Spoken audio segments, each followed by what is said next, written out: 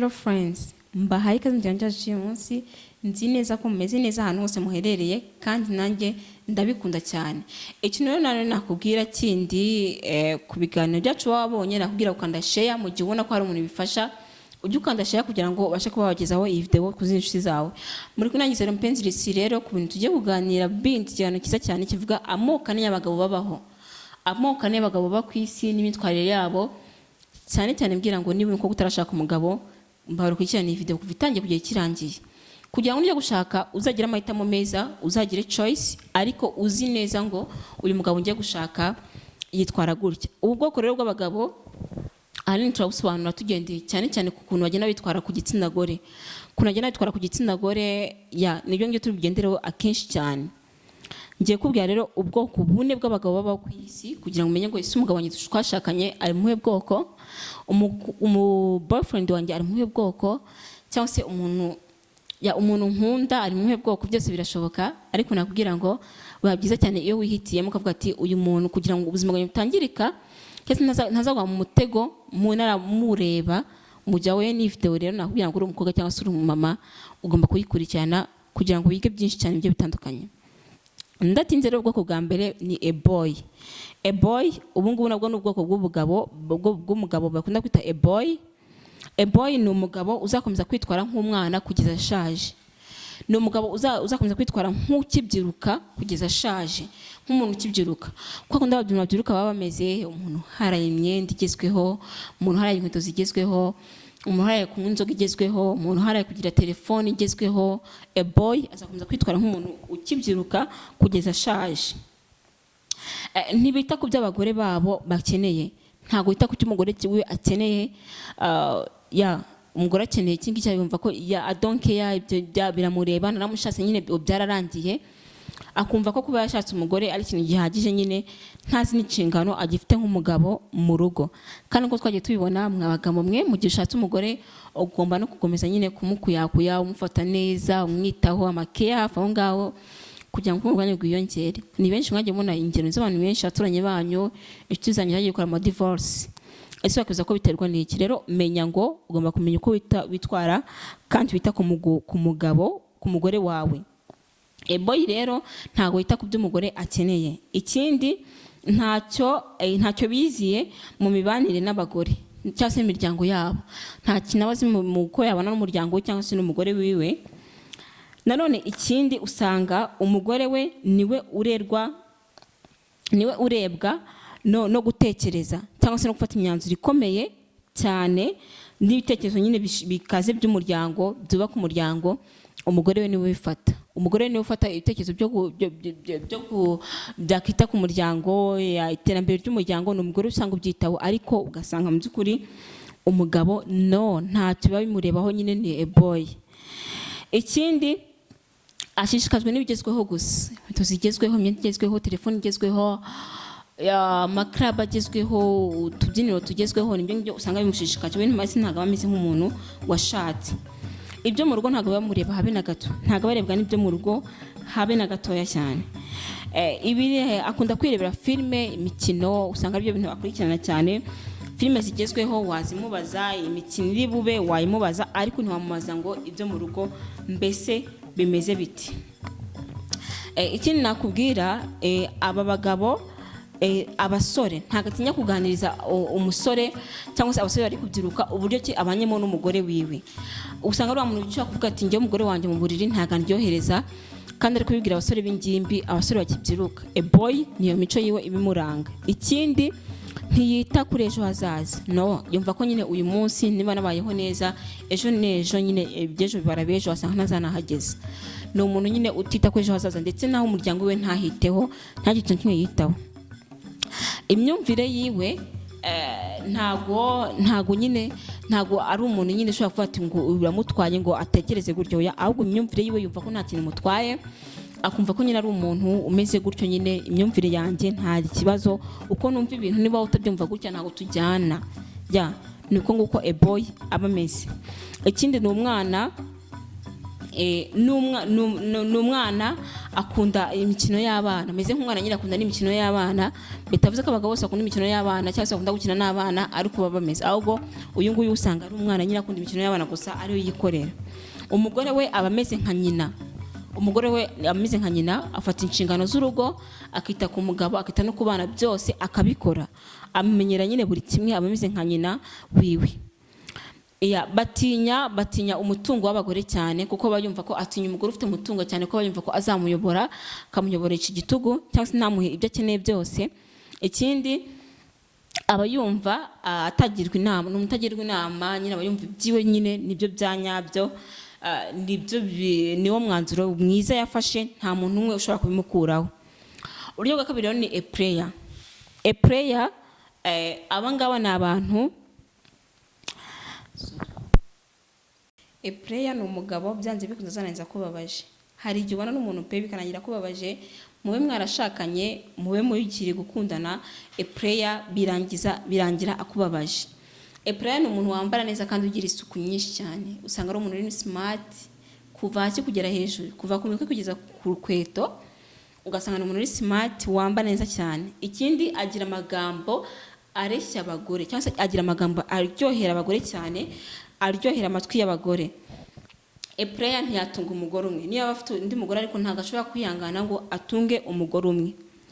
A prayer ntibakunda kubendwa, bayumva atabendwa, nyine yakoresha ibishoboka byose, yakoresha amafaranga, yakoresha ubukire bwe bwose, yakoresha igishoboka cyose ariko ntumwange. Ikindi bagira impano nyinshi zitandukanye, ugasanga ni nk'umukinnyi cyangwa se n'umuhanzi azi kuririmba ibintu nk'ibyo ngibyo, kandi ugasanga ni abakire baba bafite amafaranga nyine ari nayo akoresha nyine kugira ngo abashe kuba yakundwa n'abagore. Ikindi bagira kunezeza abagore mu buriri, bazi kunezeza abagore cyane mu buriri, kuko umugore bakundana nyine usanga yirahira ati nabonye umuntu kabisa undyohereza mu mibonano mpuzabitsina.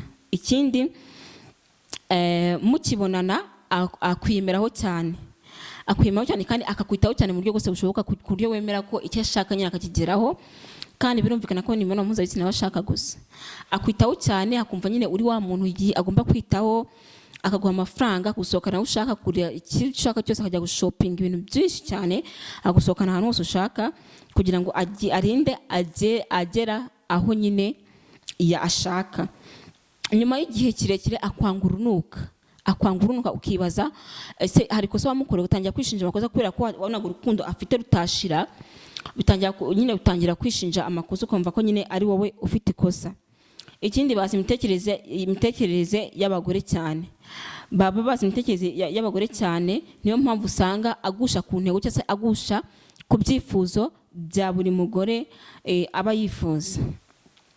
Agusezeranya ibintu byinshi bikomeye cyane, mu minsi ya mbere akabikora, ariko byagera mu minsi ya nyuma akaba atabasha gukorera ikintu na kimwe. Prayer rero iyo yageze ku cyo yashakaga arakureka, prayer ni uko baba bameze. Abafite abantu benshi abeshya cyane, kandi abazi kubagabanyamo umwanya wa buri muntu wese, buri muntu n'umwanya wiwe, ati wenda guhamagara iminota 10, uyu muhamagara iminota 10, uyu muhamagara isaha, uyu muhamagara iminota 10, gutyo nyine biba bigenze, kandi mwese nanjye n'umuzarabukwa. Nimba no kumusura, ati uyu muntu aransura uyu munsi kwa mbere, ejo kwa kabiri haza undi, kwa gatatu haza undi, kwa kane haza undi, kwa gatanu hazagaruke wa undi wa mbere, gutyo byenda bitangira. Nakubwira ngo rero prayer ni uko nguko aba ameze. Iyo akoze ubukwe aba ameze nk'uri gukina inkinamico. Prayer akora ubukwe nk'uri gukina inkinamico, ku buryo usanga niyo ubukwe bwarangira uyu munsi, ariko ejo arahita guca inyuma, atangire kukubabaza nyine mu bintu ubona ko nta kintu na kimwe bimutwaye. Prayer ni uko baba bameze, nta kintu baba bitaho. Icya gatatu rero, umugabo wa gatatu ni a confused man. Confused man cyangwa se umugabo utabasha kumenya nyine uri confused. Nakubwira ngo ahangaho umugore abona ibyo yifuza byose. A confused man, aho umugore ibintu byose yifuza, ahora yigengesera, ahora ari umugabo wingegesera ku buryo adakora ikosa ku mugore wiwe. Ikindi asaba imbabazi ku makosa atakoze, ugasanga ari umuntu usaba imbabazi ku makosa atakoze. Uyu mugabo arakeka cyane.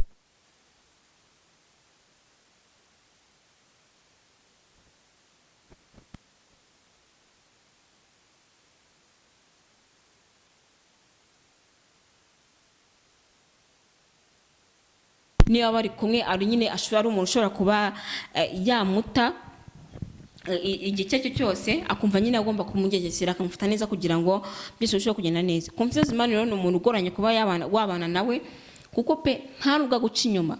Confused man ntabwo bacana inyuma, ariko ni abantu usanga ukuntu bameze atakizera ko nyine umukunda. So kandi birabaza cyane, ibaze gukunda umuntu ariko ntizere ko umukunda, agahora ku nkeke agukekera ibintu byinshi cyane. Nakubwira ngo a confused man ni uku nguku baba bameze. Umugabo wa kane rero ni a good man. A good man ari nawe umugabo wa nyawe, kandi bivugwa ko bigoranye kuba wamubona, bigoranye kuba wamubona mwabona ubuzima bwacu. Nkuko benshi tubana bazi ko bafitanye ibibazo byinshi bitandukanye, ariko a good man ni umugabo mwiza cyane. A good man rero ushobora kwibaza ngo arangwa n'ibiki? A good man afite ibitekerezo byaguye. A good man ni umugabo ufite ibitekerezo byaguye, azi icyo bisobanuye kuba umugabo. Azi icyo bisobanuye kuba umugabo rwose. Ntabwo avuga ngo umugore kora ibi. Inshingano ze arazizi nk'umugabo, azi ikintu bisobanuye kuba nyine yakitwa umugabo. Ikindi azi kwitwararika mu buryo n'umugore we n'umuryango we n'abana be babanye. Azi kwitwararika kandi azi gusigasira urukundo kugira ngo rutabasha kuba rwazamo ibintu byinshi, ibibazo ibiki. Azi gusigasira urukundo. Ni umuntu uguma mu rugo ari kumwe n'umugore akenshi cyane. Mu gihe atari mu kazi aguma mu rugo, cyangwa se yaba ashaka gusohoka akumva ko yasohokana n'umugore nyine akumva ko aribyo bimushimishije. Ikindi amenya kuzuza inshingano ze nk'umugabo nyine, amenya buri kimwe nyine umugabo yagakoze akazuza inshingano ziwe. Yumva ibibazo by'umugore cyane kandi akabitega amatwi, akaba yashobora no gusubiza ibibazo umugore we afite mu gihe bajyanye ikibazo, cyangwa se mu gihe hari ibyifuzo afite akumva ko nyine yabikemura. A good man ni umuntu uzatega amatwi umugore, nuko yabazi ko umugore ari mu makosa, ariko amutega amatwi abanze yumve neza ati ese niki cyateye bino bibazo, kamaze numve imizi yabyo, numve ukuntu atekerezaho, akabanza akakumva nyine. Ni umuntu umugabo mwiza cyane. Ikindi akunda umuryango we cyane, nicyo kinashira imbere. Atekereza umuryango we ejo hazaza, aba yumva ashaka kuwugeza ku byiza cyane byinshi bigiye bitandukanye. Yita ku bibazo by'umuryango wiwe cyane, yita ku bibazo by'umuryango we kandi niwe ashyira imbere. Ashyira umugore we mu mishinga yiwe no mu bintu yifuza kuzagira ejo hiwe. Biragoye kumubona yashwanye n'umugore we cyangwa se atari kumvikana ku kintu kindi. Rero uyu mugabo ni byinshi byiza cyane agenda akora. Urumva ko ni umugabo uhaza ibyifuzo by'umugore pe, ahaza ibyifuzo by'umugore. Kandi noneho biba byiza cyane iyo ahuye n'umugore unyurwa, kuko birumvikana niba ari na a good man, ushobora kuba a good man ariko uri umukene, cyangwa birumvikana uri umukene ntabwo umugore wabyifuza byose wabasha kubimugezaho, ariko burya iyo wahuye n'umugore ushima bishobora kuba byiza cyane, kuko burya nyine umugore arashima kandi mwese mukabigendanamo neza, bikaba ibintu byiza cyane.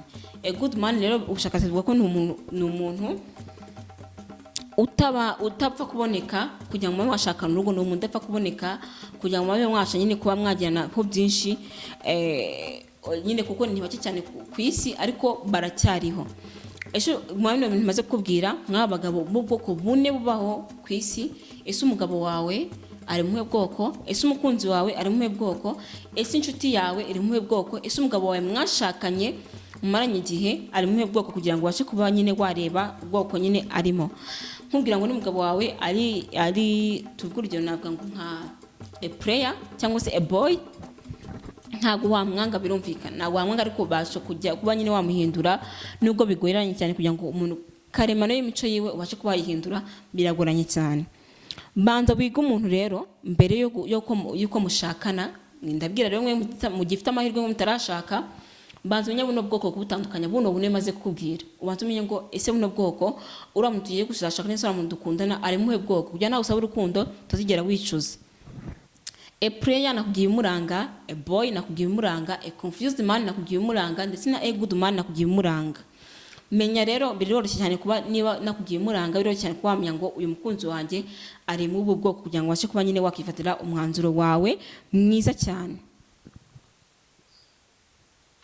Ndabashimiye cyane mwankurikiranye cyo kiganiro, kandi ngura nabivuze ngitangira na wakora share igihe za nshuti bawe cyane, kugira ngo bashe kuba bahitamo nabo abakunzi babo, cyangwa kumenya abakunzi babo aho baherereye, cyangwa se abo bashakanye aho baherereye. ngushimira cyane wowe wose ya Homebase TV bwa mbere nakubwira ngo kana subscribe kugira ngo zose zazisohoka ziyese kujyana neza nta kibazo kandi mu buryo bwiza cyane kandi ndabikunda cyane. Ufite icyifuzo, ufite ikibazo, ufite igitekerezo cyangwa se ufite inyunganizi, byose ndabyemera, andika muri comment hasi, andika muri comment nzara ndi kugusubiza kandi ndabikunda cyane. Bye bye, naho utaha.